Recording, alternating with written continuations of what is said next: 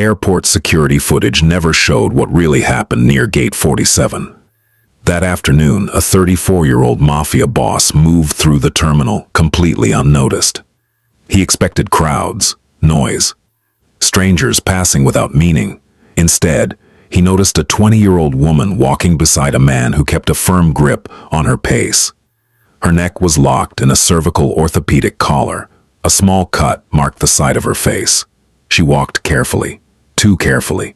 As she passed him, she didn't stop. She didn't speak. She only lifted her hand for half a second and made a silent signal. No one else saw it.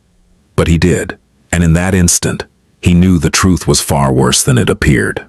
Grayson Wolfe didn't believe in coincidences. He believed in patterns, in the weight of a glance, in the space between words where truth lived and lies died. At 34, he had learned to read danger the way other men read newspapers, quickly, accurately, without emotion clouding judgment. The terminal at Chicago O'Hare hummed with its usual chaos. Families reuniting, business travelers checking watches, children crying, announcements echoing through spaces too large to feel human.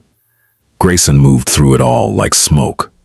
Black jacket, simple watch, no jewelry, no flash, nothing that screamed wealth or power or the kind of influence that could make entire city blocks go quiet with a single phone call. To everyone around him, he was just another traveler, a businessman maybe, someone heading home after meetings that didn't matter. No one looked twice. That was exactly how he preferred it. He'd been in Detroit for 3 days, business that required his physical presence, the kind of negotiations where video calls and intermediaries weren't enough, where men needed to look each other in the eye and understand exactly what failure would cost. Now he was heading back to New York, back to the empire he'd built in shadows, back to the family that answered only to him. He sat in the gate area, laptop open but ignored. His attention wandered across faces, movements, the rhythm of the crowd. Old habits. Even here, miles from his territory, he couldn't stop himself from observing. From cataloging threats that probably didn't exist. From reading rooms the way some people read books. That's when he saw her. A young woman, early 20s maybe, pale skin, dark hair pulled back in a ponytail that looked hastily done. She wore jeans and an oversized sweatshirt that swallowed her frame, and a rigid white cervical collar around her neck.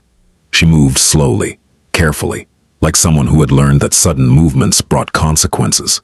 A man walked beside her, tall, mid-40s, well-dressed in the way that suggested he spent money on looking trustworthy. Polo shirt, khaki pants, a leather bag slung over one shoulder. He kept one hand on her elbow, guiding her, or controlling her. Grayson's eyes narrowed. The man said something. The woman nodded. She didn't smile, didn't speak, just nodded with the mechanical precision of someone performing an expected response. They sat 3 rows away from Grayson. The man pulled out his phone, scrolled through emails with the casual distraction of someone comfortable in their surroundings. The woman sat perfectly still, her hands folded in her lap, her eyes fixed on nothing, her breathing so controlled it barely moved the fabric of her sweatshirt. Grayson watched the side of her face. A small cut ran along her left cheekbone. Recent. The kind of injury that came from impact, not accident. The edges were clean, healing, but still visible beneath a thin layer of concealer that didn't quite match her skin tone. She wore no makeup otherwise. Her nails were short, unpainted, one thumbnail picked at the cuticle of her opposite hand. A nervous habit, unconscious, repetitive. The man glanced at her. She immediately stopped. Grayson felt something cold settle in his chest. Recognition, not of the woman, not of the man, but of the dynamic between them. He'd seen it before, in different forms, different contexts, different victims, the shape of fear disguised as compliance, the performance of normalcy over a foundation of terror. Most people in that terminal saw a father and daughter, maybe an uncle and niece, a caretaker helping someone recently injured. That's what it was supposed to look like. That's what made it perfect, because monsters didn't wear signs. They wore polo shirts and patient smiles and the kind of practiced concern that made strangers look away, satisfied that everything was exactly as it should be. But Grayson Wolfe had spent 15 years learning to see past surfaces. And what he saw now made his jaw tighten. The boarding announcement crackled through the speakers. Flight 2847 to LaGuardia, now boarding Group 1. The man stood, gestured to the woman. She rose immediately, fluidly, like someone accustomed to following commands without hesitation. They joined the line. Grayson remained seated.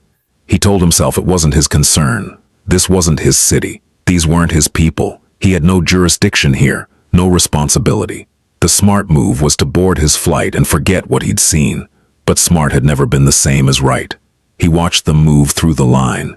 The man presented both boarding passes. The gate agent smiled, scanned them, nodded them through. Completely routine. Grayson stood, grabbed his bag, and got in line 6 people behind them. The flight was half empty. Middle of the day, middle of the week. The kind of flight that attracted business travelers and people visiting family, who couldn't afford peak prices. Grayson's seat was in first class. Row 3, window. The woman and the man were in economy. Row 17. He saw them as he boarded. She sat by the window. He took the aisle. The middle seat remained empty. Before takeoff, the man stood, walked to the bathroom, left the woman alone for the first time since Grayson had seen them. Grayson didn't hesitate. He moved down the aisle. Casual, like he was checking the overhead bins for his own luggage. As he passed row 17, he glanced down. The woman stared out the window. Her reflection showed in the glass. Her eyes were red-rimmed, exhausted, like someone who had cried recently but couldn't afford to cry again. Grayson stopped. "Excuse me," he said quietly. She turned, startled. Her hand immediately went to the collar around her neck, a protective gesture, instinctive. "I'm sorry to bother you," Grayson continued, his voice deliberately gentle. "I noticed your injury. Are you all right? Do you need anything?" For just a second, something flickered in her eyes. Hope. Or maybe recognition that someone had actually looked at her, really looked. Then it died. She shook her head. "I'm fine, thank you." Her voice was soft, practiced, the kind of answer that had been rehearsed until it sounded natural. "The man you're with," Grayson said carefully, "is he?" "My uncle." The response came too quickly, too smooth. "He's helping me get home after a car accident. I'm fine, really." Grayson studied her face. She held his gaze, steady, convincing, almost. But her left hand, hidden below the armrest where the man wouldn't see when he returned, trembled against her thigh. "All right," Grayson said. He smiled, polite, unthreatening. "I hope you feel better soon." He turned to walk away. That's when it happened. Her hand lifted, just slightly, just for half a second, palm flat, thumb tucked, 4 fingers extended, and pressed together, then lowered immediately back to her lap. The signal. Grayson's blood went cold. He knew that gesture. It had been created years ago. Spread through social media, designed as a silent way for people in danger to ask for help without their abuser knowing. A last resort. A plea that said, "I need help, and I cannot speak." He kept walking, didn't react, didn't turn back. But his mind was already racing. The man returned to his seat 30 seconds later. Grayson sat in first class, staring at the seat back in front of him. He could call the flight attendant, report a suspicion. But what would he say? That a woman denied being in danger? That her uncle seemed controlling? That she made a hand gesture that might mean something or might mean nothing? Airport security would ask questions. The man would have answers. Identification, boarding passes. A story that held together under scrutiny. And the woman would deny everything. She'd already proven that. Because that's what victims did when their abuser was within earshot. When escape felt impossible. When the consequences of speaking were worse than the situation they were already in. Grayson knew this. Not from theory, from memory. 7 years ago, Grayson had failed someone. Her name was Isabella, 22 years old, working in one of his legitimate businesses, a restaurant his family owned in Brooklyn. She'd come to work with bruises, explanations that didn't quite fit. A boyfriend who picked her up every night and watched through the window while she closed out her register. Grayson had noticed. He'd asked if she needed help. She'd said no. Said everything was fine. Said her boyfriend was just protective because he loved her. Grayson had believed her. Or maybe he'd just wanted to believe her because it was easier than getting involved in something messy and complicated and outside the clean boundaries of his criminal empire. 3 weeks later, she was dead. Her boyfriend had beaten her to death in their apartment. Neighbors had heard screaming. No one called the police until it was too late. Grayson had gone to her funeral. Had paid for it, actually. Anonymous donation. It didn't matter. She was still dead. And he'd known. He'd seen the signs. He'd asked the question, and when she'd lied to protect herself, he'd accepted the lie because it was convenient. He'd sworn after that day that he would never make the same mistake twice. That if he ever saw the signs again, he wouldn't wait for permission to act. He would trust what he saw over what he was told. The plane leveled off at cruising altitude. Grayson unbuckled his seatbelt. Walked to the bathroom. On the way back, he paused at row 17. The man was asleep. Or pretending to be. His head tilted back against the headrest. His breathing deep and even. The woman stared out the window again. Grayson crouched slightly, brought himself to her eye level. "I saw it," he whispered. She turned. Confusion crossed her face. "The signal," Grayson said quietly. "I saw it, and I need you to understand something. When we land, I'm not walking away. I don't care what he's told you. I don't care what you think you have to say to protect yourself. I'm going to help you, but I need to know what I'm dealing with." Her eyes widened. Fear. Panic. "He's not your uncle, is he?" Grayson asked. She glanced at the man, still sleeping, still unaware. When she looked back at Grayson, tears balanced on her lower lashes. She shook her head. Once. Barely perceptible, but enough. "What's your name?" Grayson whispered. "Adeline." She breathed. The word barely made sound. "How long have you been with him?" 3 months. "Is he taking you somewhere you don't want to go?" She nodded. "Does he have your identification, your phone?" Another nod. "Has he hurt you?" Her hand went to the collar, to the cut on her face. She didn't answer with words. She didn't need to. "Okay," Grayson said. His voice was steady, calm. The same tone he used when negotiating with men who held guns and bad intentions. "When we land, stay close to him. Don't do anything different. Don't let him suspect anything changed. Can you do that?" "He'll know," Adeline whispered. "He always knows when something's wrong."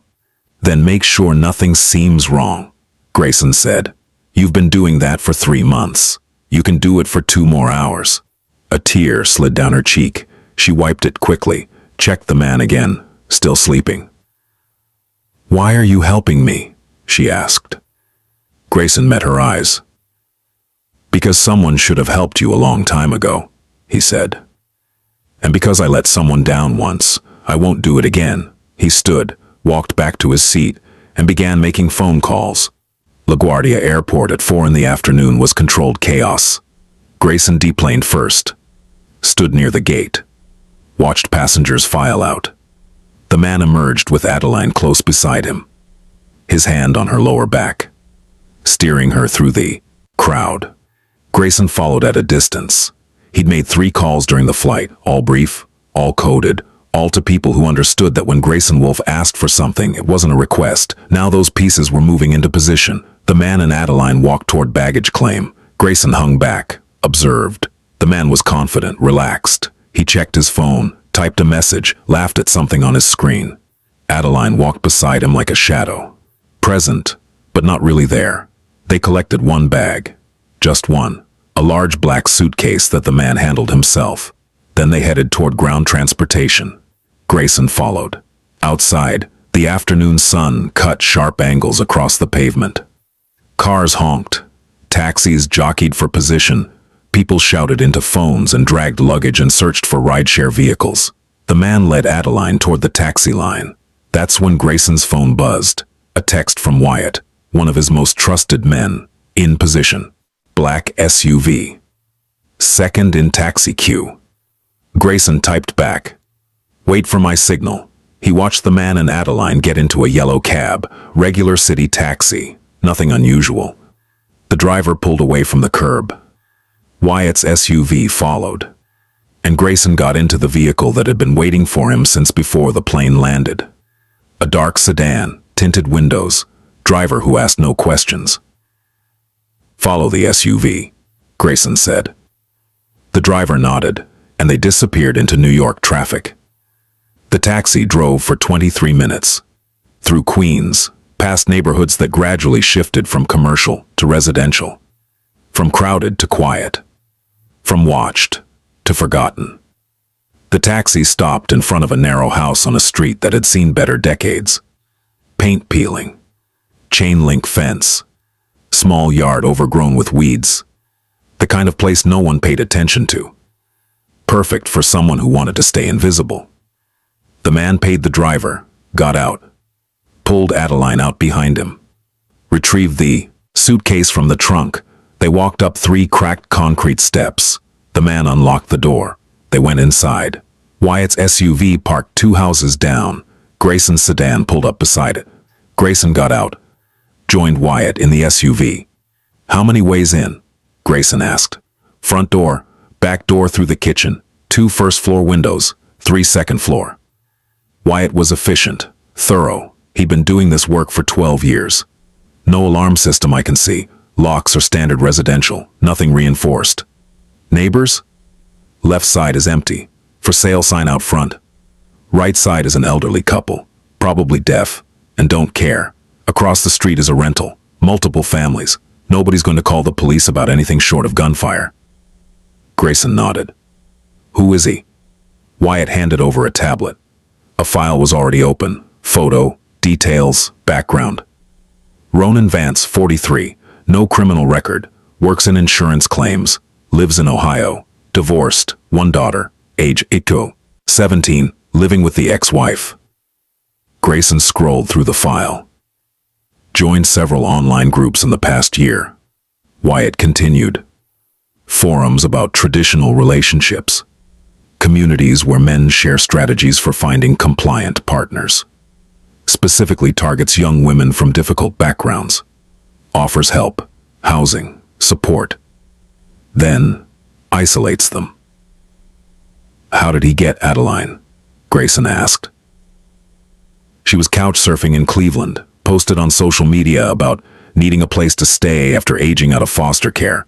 He saw the post, messaged her, offered her a room, no strings attached," he said. Grayson's jaw tightened. "How long before the strings appeared?" "Less than a week," Wyatt said quietly. "We tracked his phone, messaged his buddies online, bragged about having her trained within 10 days. The caller isn't from a car accident. He choked her 2 weeks ago when she tried to use a phone he didn't know she had."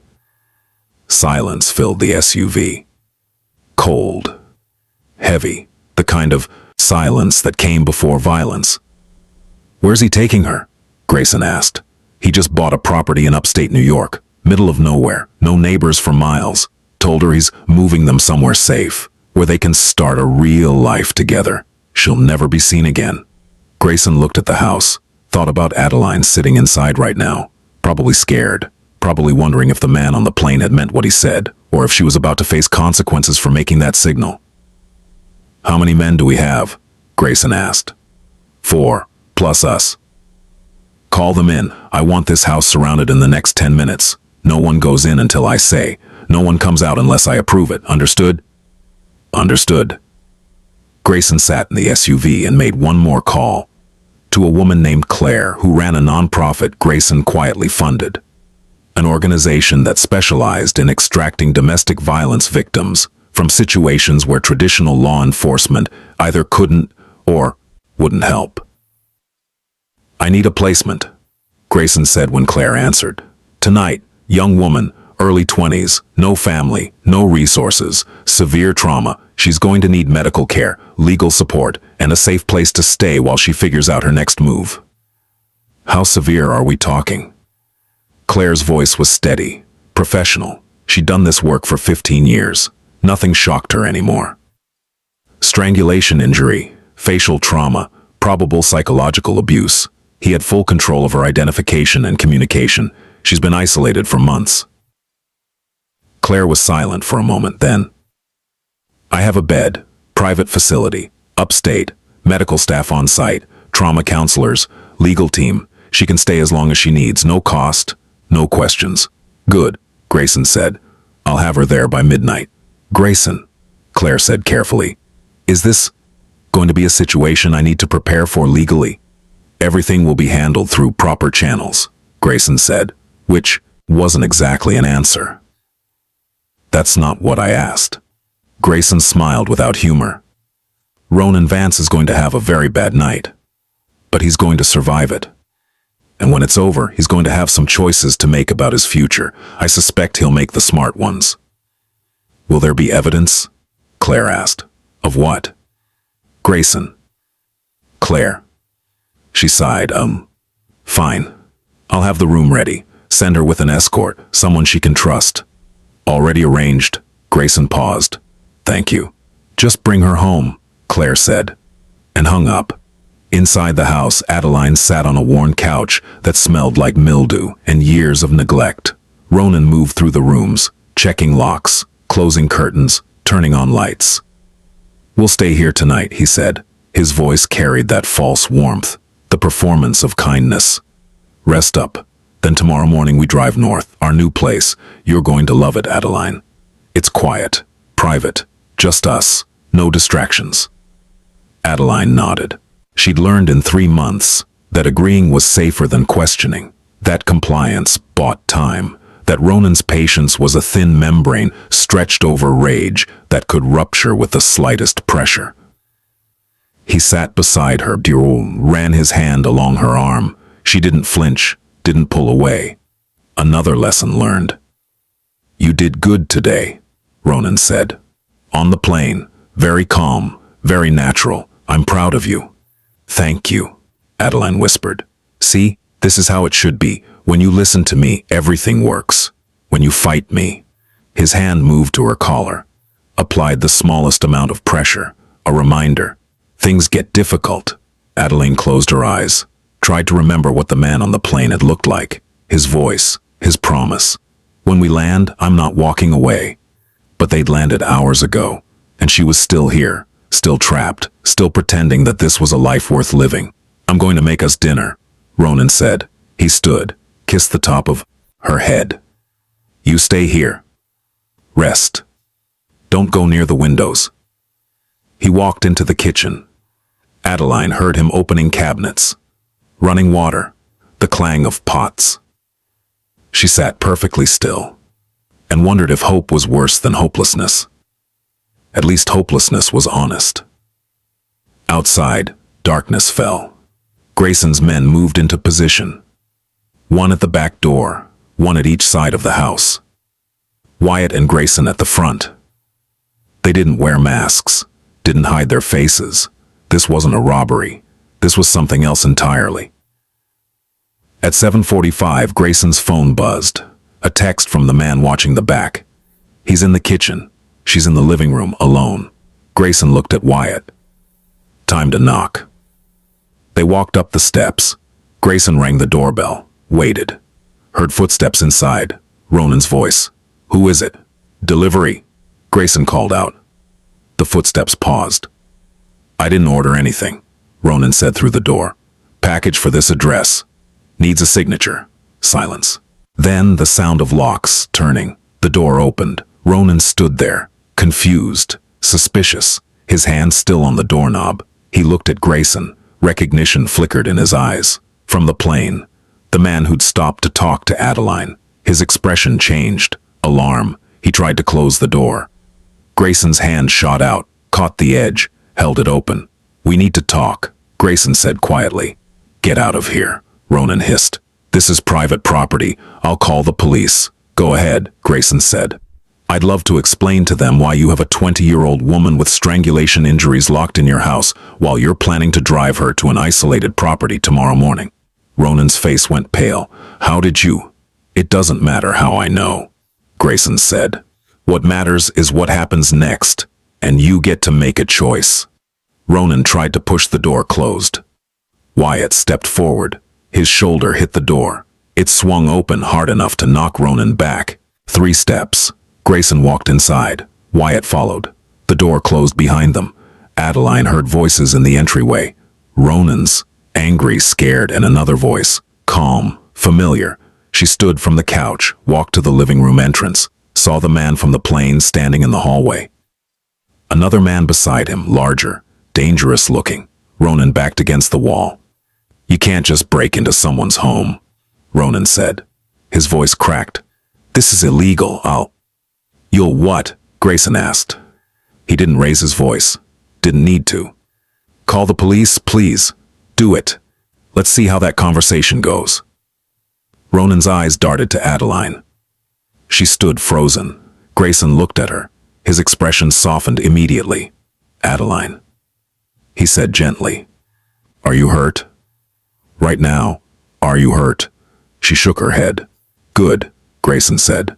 I need you to do something for me. I need you to go upstairs. Find a room with a door that locks. Go inside, lock it, and don't come out until I personally tell you it's safe. Can you do that? Adeline looked at Ronan. His face had gone from pale to red. Fury building. The kind of rage she'd seen before.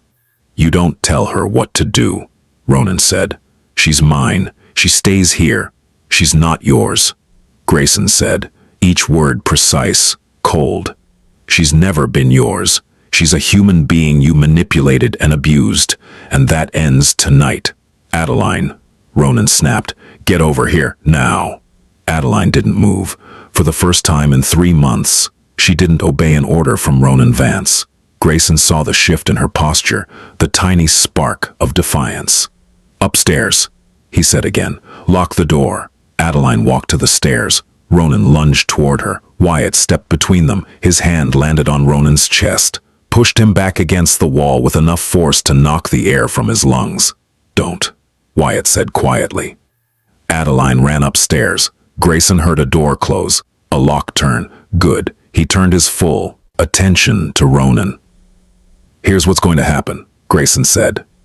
He walked further into the living room, looked around, saw the signs everywhere. No personal items belonging to Adeline. No photos, no belongings except what Ronan allowed. A prison disguised as a home. You're going to sit down, Grayson continued. You're going to listen, and you're going to make the smartest decision of your miserable life. I don't have to listen to anything, Ronan said, but his voice shook. You have no authority here. Grayson smiled. Authority is an interesting word. See, you're right, I'm not a police officer, not FBI, not any kind of law enforcement. I don't have a badge or a warrant or any legal standing whatsoever. He sat in the chair across from the couch, gestured for Ronan to sit. Ronan didn't move. Wyatt took a step forward. Ronan sat. But here's the thing about authority, Grayson said. Sometimes it has nothing to do with laws or badges. Sometimes authority is just the understanding between two people about who has power and who doesn't. And right now, in this room, I have all of it. You have none. What do you want? Ronan whispered. I want you to understand your situation, Grayson said. Right now, I know everything about you. Where you work, where you bank, your daughter's school schedule, your ex-wife's address, the online forums where you brag about abusing vulnerable women, the posts where you give advice to other predators about how to isolate victims. Ronan's eyes widened. All of that information, Grayson continued, is currently sitting in a folder on my phone. One button push, and it goes to law enforcement. Another button, and it goes to every person in your life. Your employer, your ex-wife, your daughter's school, the neighborhood watch, and whatever community you thought you were going to disappear to. You're bluffing, Ronan said. Grayson pulled out his phone, opened a file, turned the screen toward Ronan. Screenshots of forum posts. Messages to other men, photos Ronan had taken of Adeline without her knowledge, evidence of intent, of planning, of systematic abuse. Ronan's face crumbled. I have witnesses who will testify that Adeline was coerced, Grayson said. Medical experts who will examine her injuries and provide detailed reports. Forensic analysts who will tear apart your electronics and find every deleted message, every cleared browser history, every attempt to hide what you are. He leaned forward. Or, Grayson said, we do this another way. What way? Ronan's voice was barely audible. You give me Adeline's identification, her social security card, Any documents you took from her, you sign a statement saying she came here of her own free will and is leaving of her own free will.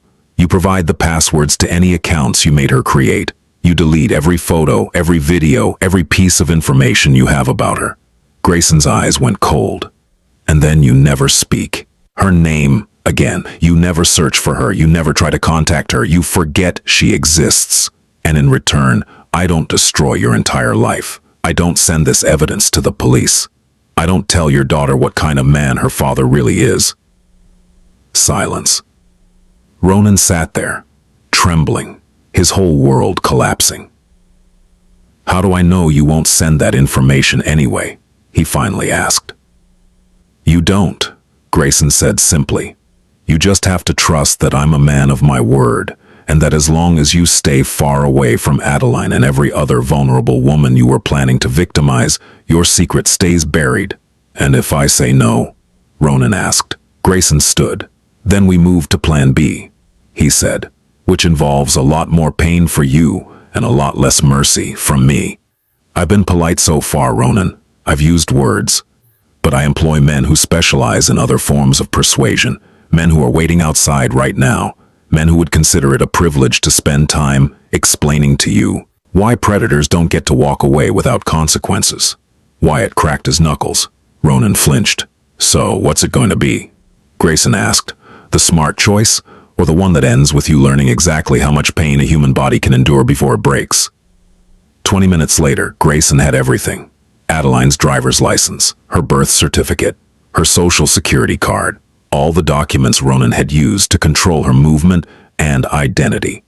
He'd also witnessed Ronan deleting every file related to Adeline, every photo, every message, and he'd recorded Ronan signing a statement confirming Adeline had been a guest in his home and was leaving voluntarily. It wouldn't hold up in court, but it didn't need to. It just needed to exist as insurance. One more thing.